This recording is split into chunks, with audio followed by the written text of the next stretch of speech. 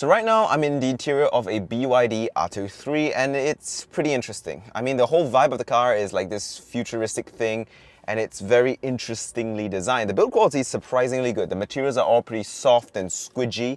And it's got this kind of aesthetic that's supposed to be like, what, a bodybuilder, I think? Because the dash, if you see here, it's got this material that's soft and nice, but it's supposed to, like, it's designed to look like muscle fibers.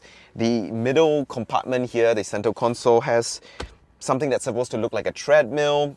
The doorknobs are these weird funky things that open like that. And also, well, the whole car just looks very curly, squiggly, and weird. There's a lot of things going on, a lot of bits of plastic trim and design accents. I personally think it's a bit much, but I think a lot of people will actually like this because it is quite unique, it is very futuristic, and when you're buying an electric car, you probably want something futuristic. But I think the biggest, most interesting thing about this car, especially as a guy who's a tech reviewer, is the center console's infotainment screen. So if you look at a dash here, instead of a usual car dash, we've got like a tiny screen, almost like a McLaren. But more than that, if you look at the center console infotainment screen, it's basically an Android tablet. And I'm not even kidding, it's clearly Android based. If you scroll down, you can see that that is a completely Android looking UI. So you've got controls for the tablet and infotainment itself from dark mode to bright mode, which is so Android. You've got wireless, Bluetooth settings, cellular data, because you can put a SIM card in this and actually get data connection, which is insane.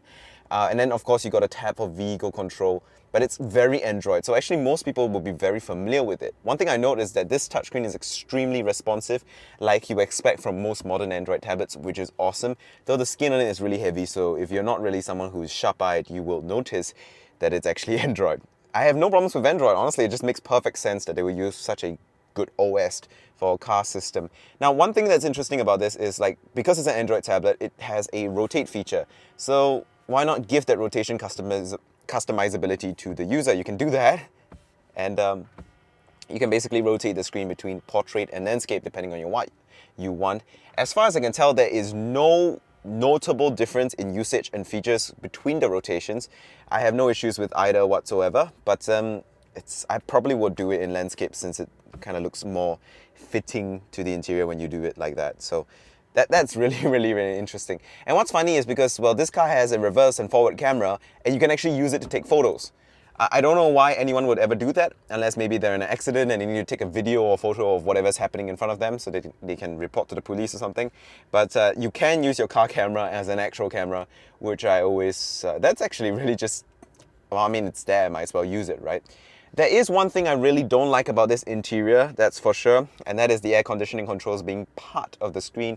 I want dedicated buttons. I don't want to have to go to a home page and navigate like this. I mean, at least you can swipe, which is very intuitive, and I like the RGBs kind of changing as you change the temperature, but apart from that, I really don't like aircon controls inside my infotainment screen. I just wish it was controls here, especially in this whole area, which there is a physical gear stick. I mean, it's a nice gear stick. It's a nice kind of crystal style start-stop button, but I want my interior to be either empty or filled with controls that I actually care about, like climate controls. Why isn't the climate controls where the gear stick is? And the gear stick can be like a lot smaller. I guess it's supposed to be sporty, but you know, there's that.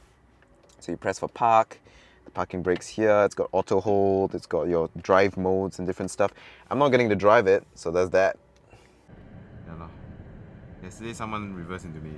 Oh, can. Then my wife is Malaysian. When I drove back my car to Malaysia, it was even worse. Nowadays it's all head-in one, the car park